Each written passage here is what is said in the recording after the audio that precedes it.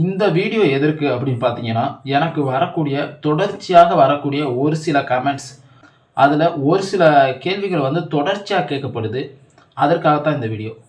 இதில கேள்வி என்னன்னா, "திராவிடம்னா என்ன? அப்படின்னு உனக்கு தெரியுமா?" அப்படின்ற ஒரு கேள்வி. இதுக்கான வீடியோ வந்து நான் ஆல்ரெடி வந்து 1க்கு 2, 3 வீடியோ கூட போட்டிருக்கேன். நான் நெறைய வீடியோல திராவிடம்னா என்ன அப்படின்னு தான் பழைய வீடியோல பேசிக்கிட்டு இருந்தேன். அத பார்க்காமலே என்கிட்ட இந்த கேள்விய கேட்டுக்கிட்டு இருக்கீங்க. நான் இதற்கு வந்து திராவிடம் என்றால் என்ன அப்படின்னு சொல்றதுக்கு முன்னாடி ஒண்ணு சொல்லிர்றேன். தமிழ்துறை பேராசிரியர் டாக்டர் ஜி. ஞானசம்பந்தன். டாக்டர்னா மருத்துவம் படித்தவங்களுக்கு வரும்ல டாக்டர், அது கிடையாது. தமிழ் துறையில பேராசிரியர் பட்டம் பெற்றவர். மதுரை மாவட்டத்தைச் சேர்ந்தவர். தமிழ் இனத்தைச் சேர்ந்தவர். தமிழ் ஆசிரியர், தமிழ் பேராசிரியர், நகைச்சுவை பட்டிமன்ற பேச்சாளர், திரைத்துறையைச் சேர்ந்தவர் டாக்டர் ஜி. ஞானசம்பந்தன். நீங்க போயிட்டு கூகுள்ல போய் திராவிடம் என்றால் என்ன, திராவிடம் தமிழ் மீனிங் அப்படின்னு சர்ச் பண்ணி பாருங்க. அதுல வந்து சி. ஞானசம்பந்தனுடைய வீடியோ வரும். சரிங்களா? அந்த வீடியோவை கிளிக் பண்ணி உள்ளே போய் பாருங்க. தம்பிஸ் ஆகிய நீங்க எந்த மாதிரிலாம் அவரை வந்து அசிங்கமா பேசியிருக்கீங்க அப்படின்ட்டு. அதற்காகவே அவர் அடுத்து ஒரு வீடியோ மேக் பண்ணாரு. நான் இதுக்கு முன்னாடி ஒரு வீடியோலையும் பேசியிருக்கேன். அதற்காகவே அவர் வந்து தமிழ் துறையில பேராசிரியர் பெற்றவருங்க. தமிழ்நாட்டை சார்ந்தவர், மதுரை மாவட்டத்தை சேர்ந்தவர், தமிழ் மண்ணுக்கு சொந்தக்காரர். அவரை நீங்க தெலுங்கர் அப்படின்னு சொல்லிட்டு சித்தரிக்கிறது தான் தமிழ் தேசியமா? நம்முடைய ஜி. ஞானசம்பந்தன் அப்படிங்கிற யூடியூப் சேனலில் கேள்வி பதில் நிகழ்ச்சி வச்சுருந்தோம். அந்த கேள்வி பதிலில் ஒருத்தர் திராவிடங்கிற சொல் எப்படி வந்தது அப்படின்னு ஒரு கேள்வி கேட்டிருந்தார். அதேமாக அவர் வெளிநாட்டிலேருந்து கேட்டிருந்தார்னு நினைக்கிறேன். அந்த கேள்விக்கான விடை நான் சொல்கிற போது, திராவிடம் என்பது தமிழ் அப்படிங்கிறதுலேருந்து அந்த திராவிடங்கிற சொல் வந்திருக்கணும் இது அப்படின்னா அதில் நான் சொல்லியிருந்தேன். இது அந்த கேள்விக்கான பதில் தான் அது. இந்த வீடியோ சமீபத்தில் போடப்பட்ட உடனே அதற்கு நிறைய கடுமையான விமர்சனங்கள் வர ஆரம்பிச்சிது. அதில் ஒருத்தர் கூட, நீங்களாம் தமிழ் வம்சத்தில் வந்தவங்க தானே அப்படின்லாம் கூட கேட்டிருந்தார். நிச்சயமாக தமிழ் வம்சத்தில் வந்தவங்க தான். என்னுடைய தந்தையார் தமிழாசிரியர், நான் தமிழ் பேராசிரியர். ஏறத்தாழ ஒரு 40 ஆண்டுகளாக தமிழ் மேடைகளில் என்னால் முடிஞ்ச அளவுக்கு நான் தமிழ் பணி செஞ்சிட்ருக்கிறேன். என்கிட்ட ஒரு 65 பேர் என்னுடைய மேற்பார்வையில் எம்ஃபில் பட்டம் வாங்கியிருக்கிறாங்க. 16 பேர் பிஹெச்டி பட்டம் வாங்கியிருக்கிறாங்க. அதே போல் நான் ஒரு 20 நூல்களுக்கு மேலே எழுதியிருக்கிறேன். பல நூல்கள் வந்து பல்கலைக்கழகங்களில் பாடமாக இருக்கின்றன. இவையெல்லாம் எதுக்காக இந்த முன்னுரை அப்படின்னா, நீங்கள் தமிழ் வழி வந்தவர் தானான்னு ஒரு கேள்வி உடனே கேட்குறாங்க. அதாவது கேள்விக்கான விடை என்ன அப்படின்னா, நான் திராவிடம்ங்கிற சொல்லு எப்படி வந்தது என்ற கேள்விக்கு நான் சொன்னேன். அதில் திராவிடம்னா என்னண்டா, தமிழரை தமிழராத்தான் நாங்கள் ஏற்றுக்கிறோம். ஆனால் நீங்கள் தமிழரை தெலுங்கர்னு சொல்லிட்டு மாத்துறது தான் தமிழ் தேசியம் அப்படின்னு நீங்க புரிஞ்சுக்கிட்டு இருக்கீங்க. உங்க அண்ணன்மார்கள் வந்து தமிழர்கள் அனைவரையும் தெலுங்கு தேசத்துக்கு போயிருங்க, நீங்க ஆந்திராவுக்கு போயிருங்க அப்படின்றது மாதிரி வந்து நீங்க ஒரு பொய் பிம்பத்தை கிரியேட் பண்ணிக்கிட்டு இருக்கீங்க. சரிங்களா? இதுவே ஒரு தவறான கருத்து. ஜி. ஞானசம்பந்தன், நீங்க திராவிடம் என்றால் என்ன அப்படின்னு போய் சர்ச் பண்ணால அவருடைய வீடியோ தான் முதல்ல வந்து நிற்கும். சரிங்களா? அதாவது ஜி. ஞானசம்பந்தன் திராவிடம் என்றால் என்ன அப்படின்னு பேசிய வீடியோ. அதற்கு கீழே தம்பிஸ், அவர் ஒரு பேராசிரியர். உங்க வகுப்பு ஆசிரியர் இருக்காருல்ல, அண்ணன் படிக்க வேணாம்னு சொல்லிட்டுறதுனால நீங்க படிக்கலைன்னு நினைக்கிறேன். படிச்சிருந்தீங்கன்னா உங்களுக்கு வாத்தியாரை எப்படி மதிக்கணும், ஆசிரியர்கிட்ட எப்படி நடந்துக்கிறோம், ஆசிரியர்கிட்ட எப்படி பேசணும் அப்படின்றது தெரிஞ்சிருக்கும். அவர் ஒரு தமிழ் துறை பேராசிரியருங்க. தமிழ் துறையில பட்டம் பெற்றவர், டாக்டர் பட்டம் பெற்றவர். அவர் வந்து தெளிவா புத்தகத்துல உள்ளதை சுட்டி காட்டி பேசுறாரு. அவர் அந்த பதிவில் வந்து ஒரு அழகான ஒரு வரியும் சொல்லியிருப்பாரு. என்ன வரினா வந்து, அண்ணாதுரை, முன்னாள் சிஎம் அண்ணாதுரை, அவர் வந்து ஆங்கிலத்தில் சிறந்த புலமை பெற்றவர். ஒரு தடவை பாராளுமன்றத்தில் பேசும்போது திராவிடம் என்றால் என்ன அப்படின்ட்டு அப்போதைய பிரதமர் நேரு வந்து அண்ணாதுரை கிட்ட கேட்குறாப்புல. அதுக்கு அவர் சொல்றாப்புல, திராவிடம் எங்கும் இருக்கு, நம்மளுடைய தேசிய கீதத்திலையும் திராவிடம்ன்ற வார்த்தை இருக்கு, திராவிட உக்கல பங்கா அப்படின்ட்டு இருக்கு அப்படின்னு சொல்லிட்டு அதை சுட்டி காட்டி பேசுறாரு. அழகா தமிழ்ல பேசக்கூடியவர் அண்ணாதுரை. இது ஆங்கிலத்திலையும் நல்ல புலமை பெற்றவர் அப்படின்னு சொல்லிட்டு அழகா புத்தகத்துல உள்ளதை, இதற்கு முன்னாடி நடந்த சம்பவங்களை எடுத்துக்காட்டா சொல்லி வரலாற்று பதிவு என்ன இருக்கோ அதைத்தான் வந்து அவர் பேசுறாரு.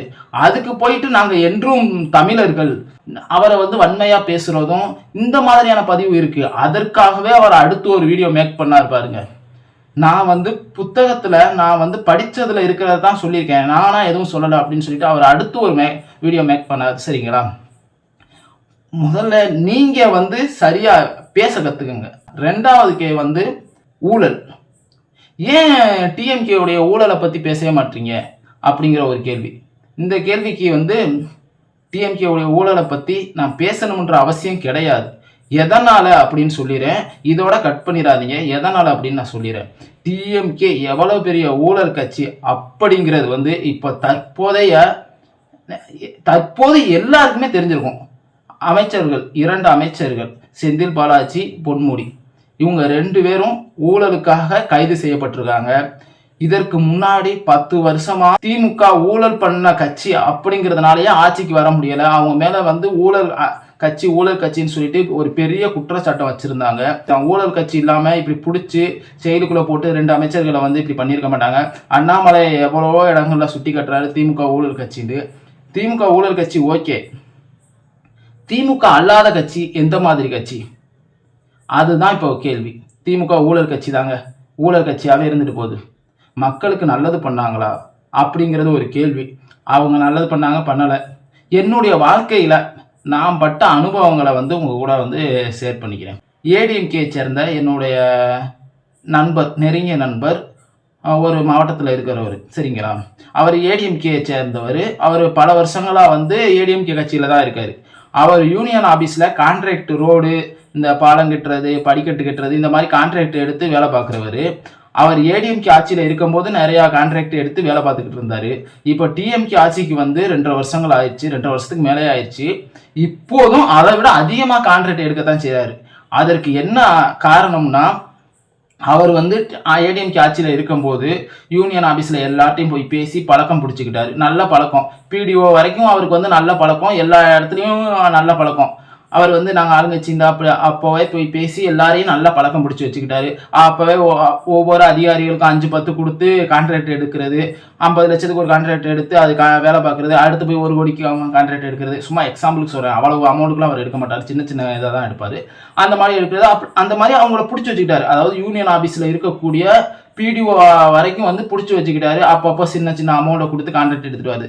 இப்போ டிஎம்கே ஆட்சிக்கு வந்ததுக்கு அப்புறமும் அவர் கையில தான் கான்ட்ராக்ட் இருக்கு. டிஎம்கே கட்சியை சார்ந்தவங்க கான்ட்ராக்ட் எடுக்கணும்னா கூட இவர் தான் உதவி பண்ணணும்.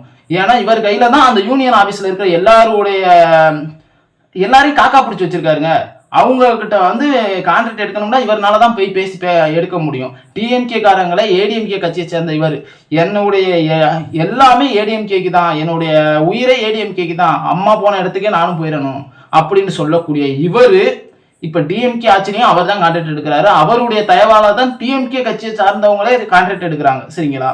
அப்போ இங்க ஊழல் பண்றது, இங்க லஞ்சம் வாங்குறது யாரு? அரசு அதிகாரிகள். இன்னும் ஒரு நிகழ்வு இதே மாதிரி, என்னுடைய நண்பர் ஒருத்தர் வந்து ஏஓ எக்ஸாம் எழுதி பாஸ் ஆகிட்டாரு. அதாவது அக்ரிகல்ச்சர் இன்ஜினியருக்கு பாஸ் ஆகிட்டாரு. அப்போ வந்து எல்லாமே முடிஞ்சு கடைசியாக இன்டர்வியூ மட்டும் இருக்குது. அப்போ என்ன சொல்கிறாங்கன்னா, இந்த வேலை கன்ஃபார்ம் ஆகணும்னா வந்து இது மாதிரி நிறைய பேர் பாஸ் ஆகிருக்கலாம், அவங்களுக்கு போயிடும், அமௌண்ட் கட்டி வாங்கிடுவாங்க, நீ அமௌண்ட் கட்டிட்டீங்கன்னா உனக்கு கிடைச்சிரும் அப்படின்னு சொல்லிட்டு 20 லட்ச ரூபா கட்ட சொல்கிறாங்க. அப்போது அந்த மாவட்டத்தில் இருக்கக்கூடிய, இப்போ கிடையாது, ஒரு 4-5 வருஷத்துக்கு முன்னாடி ஏடிஎம்கே ஆட்சி அப்போ மினிஸ்டரை போய் பார்க்குறாங்க. அவர் வந்து சரி நான் பேசி உங்களுக்கு வந்து பண்ணித்தரேன் அப்படின்னு சொல்லிட்டு கூட்டிக்கிட்டு போகிறாப்புல, சென்னைக்கு கூட்டிகிட்டு போகிறாப்புல. சென்னையில் ஒவ்வொரு அமைச்சராக, அதாவது இவர் வந்து இந்த ஒரு மாவட்டத்து அமைச்சர், அவரை கூட்டிகிட்டு போய் சென்னையில் இன்னொரு அமைச்சரை பார்க்குறாங்க. அவங்க கூட்டிகிட்டு போய் டிஎன்பிசி அதிகாரிகளை பார்க்குறாங்க. இப்போ கடைசியாக பேசி முடிச்சது வந்து 20 லட்ச ரூபா பேசி முடித்தாங்க. அப்போ அந்த 20 லட்ச ரூபாயில இருந்து இவங்க ரொம்ப கஷ்டப்படுற ஃபேமிலி, இவங்க ஊரில் வந்து இவங்க சொன்னால் நிறைய பேர் ஓட்டு போடுவாங்க, அந்த ஏரியாவில் ஓட்டு போடுவாங்க, அப்படி இப்படின்னு பேசி எனக்கு அமௌண்ட் வேணாம்னு சொல்லிட்டு எல்லா அமைச்சர்களும் வந்து கொஞ்சம் கொஞ்சமாக ஒதுக்கிக்கிட்டாங்க. கடைசியில் டிஎன்பிசியில் இருக்கக்கூடிய அதிகாரிகளுக்கு மட்டும் 5 லட்ச ரூபா கொடுத்து வேலை வாங்கிட்டாங்க. வேலை வாங்கி அவன் வேலைக்கு போனதுக்கு அப்புறம் தான் தெரியுது, யாருமே வந்து பாஸ் ஆனவங்க யாருமே அமௌண்ட்லாம் கொடுத்து வேலைக்கு வரல, அவங்களுடைய குவாலிஃபிகேஷனை வச்சு தான் வேலைக்கு வந்திருக்காங்க. நம்ம மட்டும்தான் ஒரு 5 லட்ச ரூபா செலவு பண்ணி வேலைக்கு வந்திருக்கோம், நம்மளும் நல்ல கிரேடில் பாஸ் ஆகிட்டு அப்படின்னு சொல்லிட்டு தெரியுது.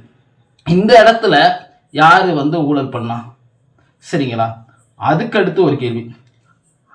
ஒரு 7-8 வருஷத்துக்கு முன்னாடி நான் காலேஜ் முடித்த டைம், சரிங்களா, அப்போ வந்து பிஜேபி கட்சியை சேர்ந்த ஒருத்தர் வந்து மாவட்டத்தில் இருக்கிறவர், மாவட்டத்தில் ஒரு சின்ன பொறுப்பில் இருக்கிறவர், அவர் என்ன சொல்றாருன்னா, அதாவது ஒவ்வொரு மாநிலத்திலையும் சென்ட்ரல் கவர்மெண்ட்டுக்குன்னு சொல்லிட்டு தனியாக வந்து ஒரு சில சீட்டுகள் ஒதுக்குவாங்க. அந்த சீட்டை நம்ம காசு கொடுத்து வாங்கிடலாம். அந்தந்த மாவட்டத்தில் ஒரு சில வேலைகள் வந்து சென்ட்ரல் கவர்மெண்ட்டுக்குன்னு சொல்லிட்டு ஒதுக்குவாங்க. அது வந்து அவங்களுக்குள்ள உள்ள அண்டர்ஸ்டாண்டிங். அந்த அடிப்படையில் நீ காசு யார் கட்டுறாங்களோ அவங்களுக்கு வாங்கிடலாம். உனக்காக நான் பேசி கம்மியான அமௌண்ட்டில் வந்து ஒரு 2 லட்ச ரூபா 3 லட்ச ரூபாயில் உனக்கு வேலை வாங்கி தரேன். இந்த இதில் என்னென்ன மாதிரி வேலை வரும்டா, சத்துணவு, இந்த சின்ன சின்ன டிரைவர், கவர்மெண்ட் டிரைவர் இருப்பாங்களா அவங்க, கார் டிரைவர், ஏதாவது ஆஃபீஸில் கார் டிரைவராக இருக்கிறது, இந்த வாட்டர் போர்டு, இங்கெல்லாம் கவர்மெண்ட் எக்ஸாம் எழுதி போகிறவங்க போக நம்ம சென்ட்ரல் கவர்மெண்ட்டுக்குன்னு சொல்லிட்டு ஒரு சில இடம் கொடுத்துருவாங்க. அதை வந்து நம்ம பயன்படுத்திக்கலாம். நம்ம யாருக்கு கொடுக்கணும்னு ஆசைப்படுறோமோ அவங்களுக்கு கொடுத்துக்கலாம். அது வந்து மேலே வந்து கொஞ்சம் காசு கட்டினா அவங்க நமக்கு கொடுத்துருவாங்க அப்படின்றது மாதிரி வந்து அவர் சொல்லி ஒரு அமௌண்ட் வாங்கி அந்த பையனுக்கு வேலை வாங்கி கொடுக்குறதா சொல்லி பிஜேபியிலேருந்து ஒருத்தர் ஏமாற்றிட்டார். சரிங்களா? இந்த மாதிரி ஊழல் இல்லாத கட்சி அப்படின்னு சொல்லிட்டு நான் இது வரைக்கும் எந்த கட்சியும் பார்த்ததில்ல. ஊழலையும் தாண்டி மக்களுக்கு யார் நல்லது பண்ணுறா? நான் ஆல்ரெடி அமைச்சர்களை எந்த மாதிரி வச்சுக்கிறனோ, ஏன் ஊழல் வந்து திமுகவில் அதிகமாக இருக்குது அப்படின்னு சொல்லிட்டு ஆல்ரெடி ஒரு வீடியோ மேக் பண்ணி போட்டிருக்கேன். நீங்கள் பார்க்கலைன்னா அதை பார்த்துருங்க. சரிங்களா? அது பார்க்காம சும்மா ஓப்பன் பண்ணி பார்த்துட்டு வார்த்தையை மட்டும் கேட்டுட்டு கமெண்ட்டுக்கு போயிடாதீங்க. சரிங்களா? இதோட இந்த வீடியோ முடிச்சுக்கிறேன்.